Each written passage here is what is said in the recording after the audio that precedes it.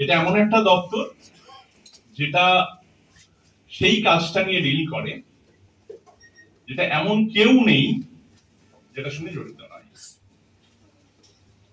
অনেক দপ্তর আছে সেটার সঙ্গে অনেক লোক জড়িত নাও থাকতে পারে, শ্রম দপ্তরের সঙ্গে অনেকে জড়িত নাও থাকতে পারে, বিদ্যুৎ দপ্তরের সঙ্গে অনেকে জড়িত নাও থাকতে পারে, কিন্তু ক্রেতা সুরক্ষা দপ্তর প্রতিটা মানুষ কোনো না কোনো ভাবে জড়িত থাকবেই থাকবে। এখানে এমন কেউ আছে যে কখনো জিনিস কেনে না, জিনিস কেনেনি, আর এমন কেউ আছে কেউ কখনো ঠকেনি? সবাই ঠকেছে? That's very good. Or beneficiary of such service other than that person who buys it. ধরা যাক বাড়ির বাচ্চার নামে একটা কেউ পলিসি করেছে, ইন্স্যুরেন্স পলিসি বা এডুকেশন পলিসি। পেমেন্ট কে করেছে? নিশ্চয়ই বাচ্চাটা করেনি। তাহলে যখন সেই পলিসিতে কোনো গন্ডগোল দেখা দেবে যে না এটা দেবো না, অথচ টার্মসে লেখা আছে সেটা দেওয়ার কথা, তখন প্রথমেই বাচ্চাটি আটকে যাবে।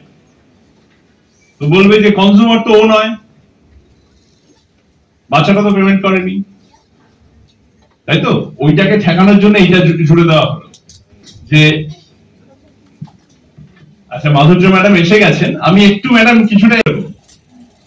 তাহলে প্রমোটার যখন ফ্ল্যাটটা করবে তখন ধরা যাক তোমাদের জমি, তো তোমরা জমিটা প্রমোটারকে দেবে, দিয়ে কি কথা হবে যে একটা ফ্লোর আমার হবে, একটা গ্যারেজ আমার হবে, আবার ওটা ঠিক করে নেওয়া হবে, সাউথের দিকে ঘরটা আমাকে দেওয়া হবে, আর তার সঙ্গে যে পার্সেন্টেজটা ভাগ হবে সে 45-55 এভাবে একটা কিছু ভাগ হবে, তাতে বাকিটা আর কিছু দেওয়া যাচ্ছে না, সেক্ষেত্রে প্রমোটার আমাকে কিছু কি দেবে?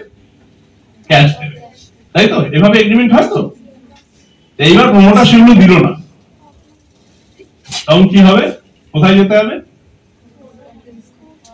কনজিউমার যেতে হবে, তাই তো? কনজিউমার কমিশনে যেতে হবে। তো যাবেন কি করে? এগেইনস্ট মানি যদি বলা থাকতো তাহলে প্রমোটার বলতো আমি তো কনজিউমার, আমি তো নাকি টাকা দিচ্ছি, উনি তো টাকা নিয়েছেন। এই যে টাকা শব্দটা লিখে দিলে এই জায়গায় গিয়ে আটকে যাবে। ক্লিয়ার? ওই জন্য বলা আছে এগেইনস্ট এ কনসিডারেশন। ওই যে জমিটা আমি ওকে দিয়েছি, এই জমি ইজ এ কনসিডারেশন। এবার ল্যান্ড বললেও হতো, কিন্তু সবসময় যে ল্যান্ড দিয়ে হয়, হ্যাঁ ল্যান্ড দিয়ে হয় তাও না। এখানে কারো বাড়ি মালদা মুর্শিদাবাদের দিকে আছে, ওখানে আম গাছ, হ্যাঁ তো ওনার আছে, ওখানে আম গাছ, ওই আম হওয়ার আগেই ওই কনসিডারেশনে দিয়ে দেওয়া হয় এই আম গাছে যে আম ফলবে এগুলো তোমার। সুতরাং ল্যান্ড বললেও হতো না, কনসিডারেশনে নানা রকম জিনিস হতে পারে। ওই জন্য এই শব্দটা দেওয়া আছে মানি না বলে, যে কোনো কিছুর বিনিময়ে সেই এগ্রিমেন্টটা হতে পারে। নেক্সট, ওই ওয়েবসাইটে গিয়েও কিন্তু কমপ্লেইনটা করা যাবে।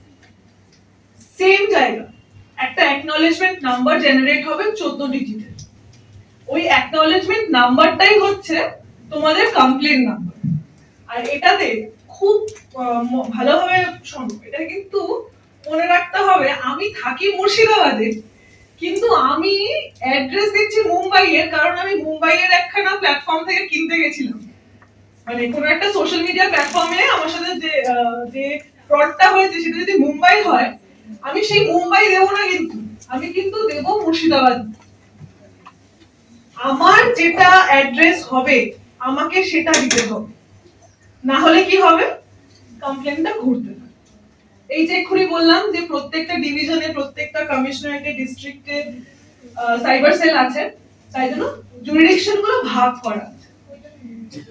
মানে আমি কলকাতা থেকে কখনোই দার্জিলিং এ কমপ্লেন করতে পারি না, কারণ দার্জিলিং এর একখানা সেল আছে, তো ওনারা ওনাদেরটা দেখে নেবে।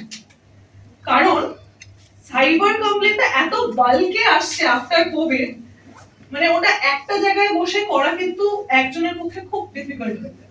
আর সাইবার ক্রাইম কোনো কনভেনশনাল ক্রাইম না যে আমি বললাম যে এই লোকটা আমার বাড়িতে চুরি করেছে আর পুলিশ সঙ্গে সঙ্গে গিয়ে ধরে নিয়ে আসবে, এরকম কিন্তু না। সাইবার অফেন্সের ইনভেস্টিগেট করতে সময় লাগে, একটু টাইম লাগে, কারণ ফোনের পেছনে কে আছে কেউ জানে না।